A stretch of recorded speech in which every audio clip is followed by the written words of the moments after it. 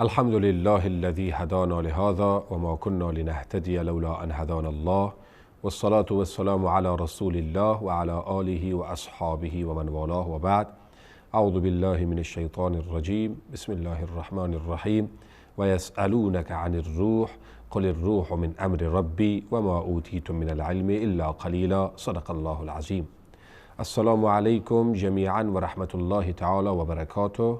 بیننده های معزز و فرزانه این برنامه معنوی و الهی، یعنی سلسله درس های بینش و بصیرت اسلامی، امیدوارم به خیر، صحت، سلامت و در عافیت قرار داشته باشید.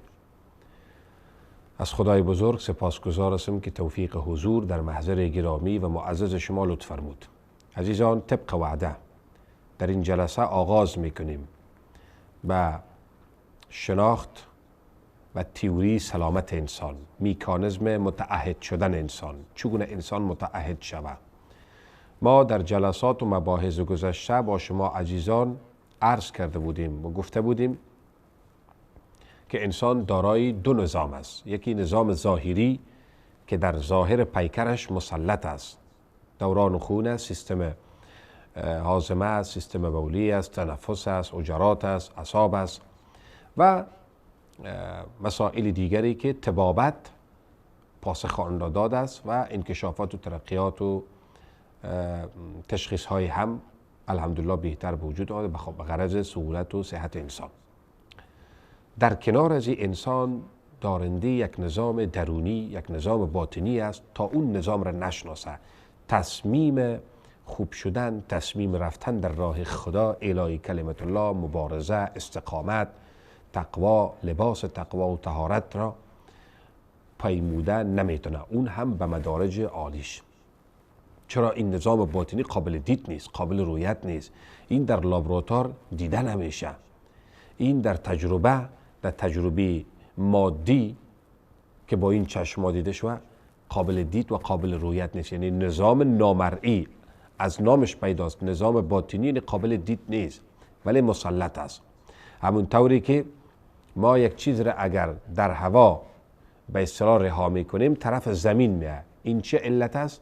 جاذبه زمین این را به سوی خود میکشونه. آیا ما جاذبه زمین را میبینیم؟ نه خیر، ولی باور داریم که هست. ما اکسیژن را میبینیم؟ نه خیر، ولی داره تنفس میکنیم. پس این به این معنی نیست که هر چیز را انسان ندید و قابل قبول و قابل پذیرش نبوده باشه. نه خیر، انسان در درونش یک نظام باطنی داره. انسان خلاصه نمیشه به این که پوست و گوشت و به اصطلاح خون و ریم و یک تا سر و دو تا دست و دو تا پا. انسان بسیار موجود پیچیده است. از نظر باطنی به حد پیچیده است، به حد پیچیده است که باور بکنین که انسان هر قدر عمیق شود لطائف و ظرافت ها را در درون انسان مییابد. از این جهت عزیزا انشاءالله که به توفیق ذات اقدس الهی حرف را از اینجا آغاز میکنیم که انسان دارای چه عوامل در درون است، چه محرکین از بیرون در ارتباط با انسان است و چه دستگاههایی در درون انسان برای صلاح و یا خدای نخواسته فساد انسان گذاشته شده است. اساساً این تعبیر الهی را انسان درک کرده نمیتونه تا این نظام را نشناسه. ان الله لا یغیر ما بقوم حتی یغیروا ما بانفسهم. داره خدای بزرگ در این آیت درون انسان را نشانه گرفته است. این آیت حتی یغیروا ما بانفسهم وقتی فهمیده میشه، وقتی انسان تصمیم گرفته میتونه، وقتی بر مبنای این قول و قرار الهی عمل کرده میتونه که درونش را بشناسد. یغیروا ما بانفسهم. ببینید خدای بزرگ اندرون انسان را نشانه و مورد حکم و مورد خطاب قرار داده است. پس انسان دارای یک نظام باطنی هست و ای که پیغمبر صلی الله علیه وسلم ارشاد می‌فرماید ان فی الجسد مضغه اذا صلحت صلح الجسد كله و اذا فسدت فسد الجسد كله. 30 مرتبه تکرار میکنه الا و هی القلب، الا و هی القلب، الا و هی القلب. در وجود انسان یک پارچه گوشت است. اگر اصلاح شد اون پارچه گوشت، تمام پیکر از سر تا پا انسان اصلاح میشه، آدم میشه. در مسیر پاکی، عفت، طهارت، تمثیل عدالت، انصاف و انسانیت حرکت میکنه. و اذا فسدت فسد الجسد کله. بعد از این وارننگ است، اخطار است، هوشداریه هست. هرگاهی پارچه گوشت توجه نشد، شناخته نشد، اصلاح نشد، فسد الجسد کله، مثل سرطان است، تمام پیکر را فاسد می سازد. در واقع این دستگاه حیثیت ارگ وجود، ریاست جمهوری و یک مرکزیتی را تشکیل میده که ملت وجود انسان همش مربوط، کنترل ادارش مربوط به قلب انسان میشه. این که چی هست انشاءالله حرفها را در این مورد مشخص با شما داریم. پس این صحبت پیغمبر اکرم صلی الله علیه و سلم قابل فهم نمیشه برای انسان، قابل فهم و قابل درک نمیشه برای انسان مگر که 7 مورد دیگر را انسان نشناسه. هرگاه این 7 مورد مطالعه شود، شناخته شود، این صحبت گوهربار مخبر صادق حضرت رسول صلی الله علیه و سلم قابل درک میشه. مورد اول از این 7 مورد مسئله روح است. روح چیست؟ نقشش در ظاهر بدن و در ظاهر پیکر انسان چیست و نقش روح در باطن انسان چیست؟ اول تعریف روح را قرآن کریم این گونه می داره و یسألونک عن الروح. ای پیغمبر صلی الله علیه وسلم تو سوال کرده میشی درباره روح، سوال میکنن از روح، میپرسند که این چیست. ذات اقدس الهی پاسخ را برای پیغمبر صلی الله علیه وسلم نشان میده و برایش ارشاد میکنه قل الروح من امر ربی، بگو که روح از امر پروردگار من است، از امر پروردگار من. یعنی روح مربوط به عالم امر است. انما امره اذا اراد شیئا ان یقول له کن فیکون.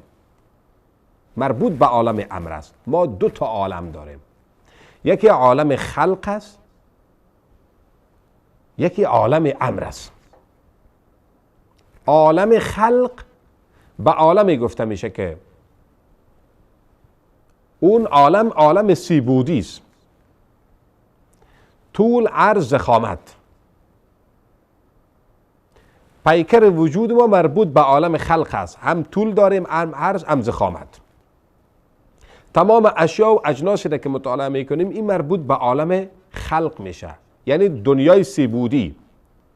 و شناختن این دنیای سیبودی با 5 کیفیت انسان مورد شناخت قرار میگیره، یعنی حواس 5: چشم، گوش، دست، بینی، ذائقه، حس چیشایی. جمع عقل منکشف.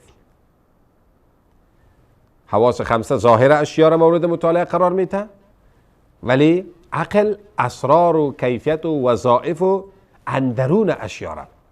ما 4 تا وسیله شناخت داریم عزیزان.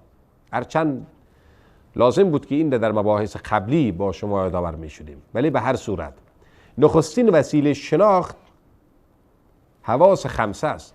با چشم رنگ ها را می بینیم، با گوش صداها و تون ها را درک می کنیم، با حس ذائقه و چیشایی لذت ها و کیفیت ها را، ذائقه ها را درک می کنیم، و با حس استشمام، حس شامه، بوها را، انواع و اقسام خوب و بد را درک میکنیم، و با حس لامسه لطافت ها و ظرافت ها و خشن بودن اشیا و اجناس را درک میکنیم. این نخستین ابتدایی ترین وسیله شناخت انسان است. از این بالاتر عقل منکشف است که انسان داره، دیگر موجودات نداره.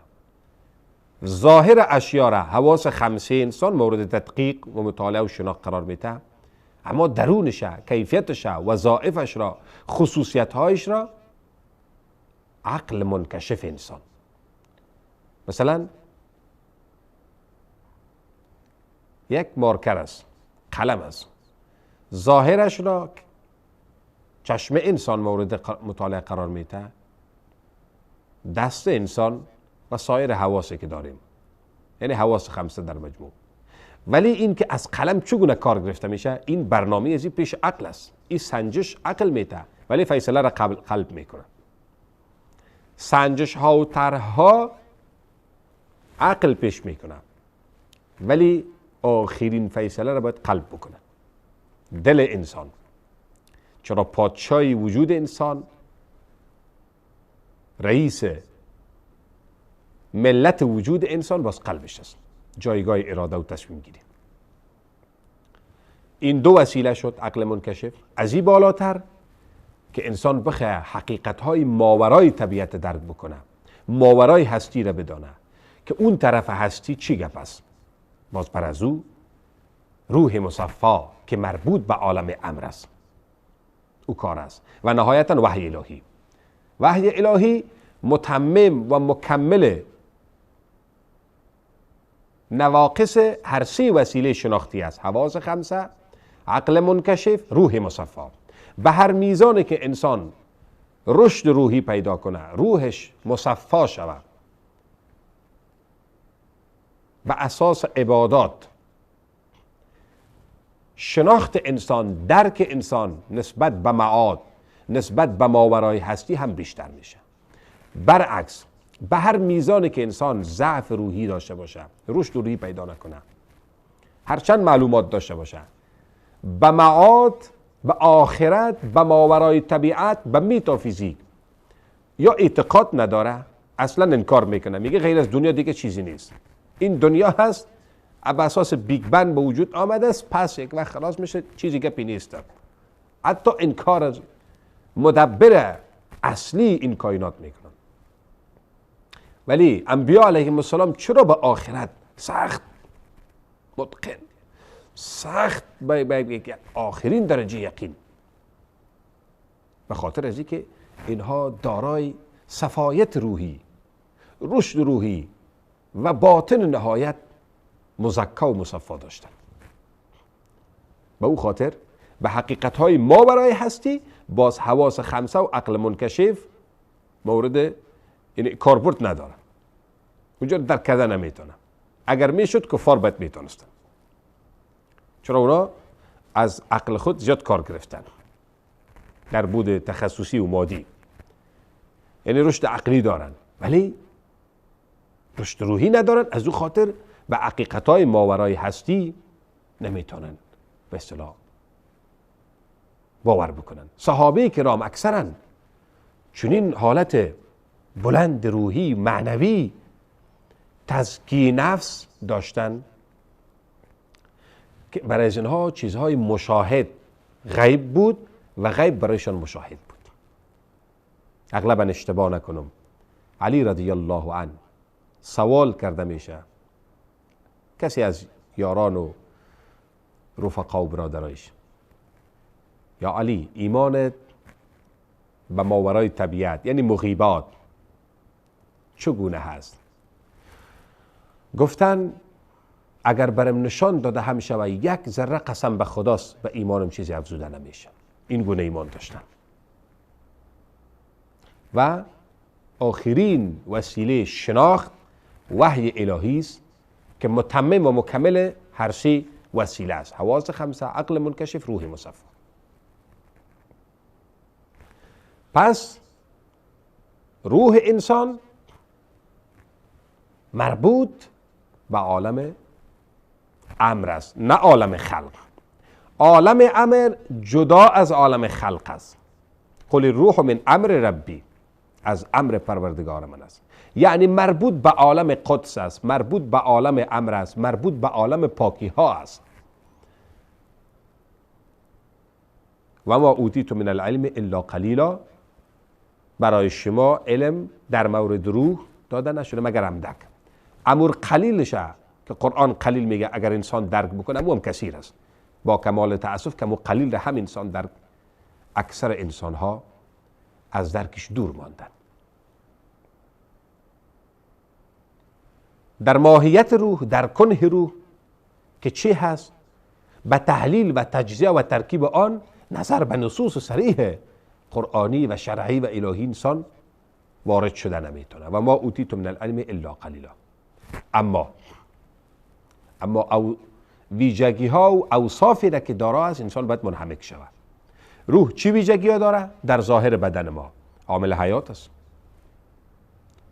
تا زمانی که روح است من و تو زنده هستیم.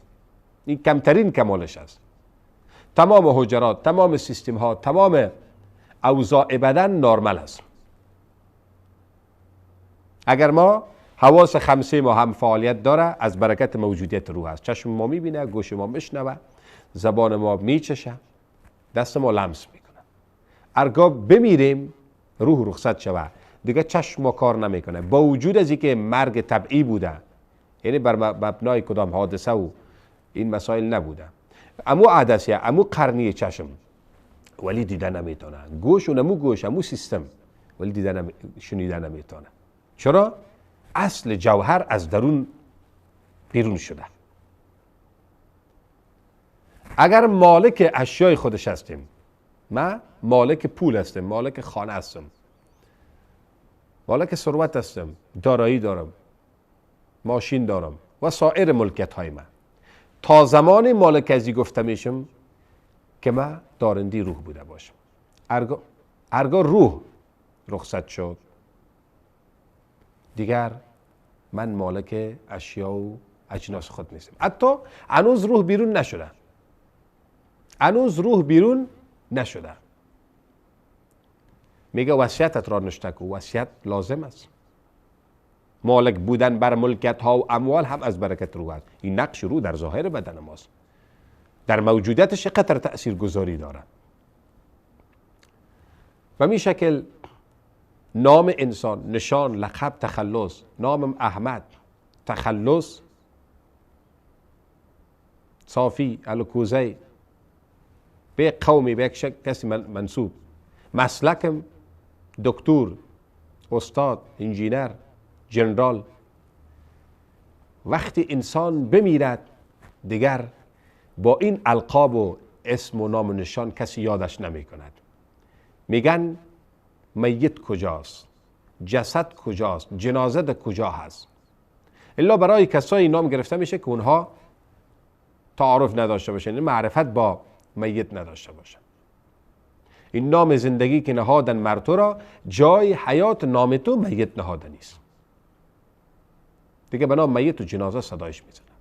روابط اجتماعی، رابطه با مدرسه، پوهنتون، اداره، مسجد و سایر روابط اجتماعی وقتی تأمین میشه که روح موجود باشه.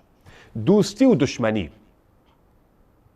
شما دوستی را میان فرزندان و والدین مطالعه کرده باشه، خیلی نزدیک است، ولی وقت مرگ میه انسان کم کم غیر مأنوس میشه.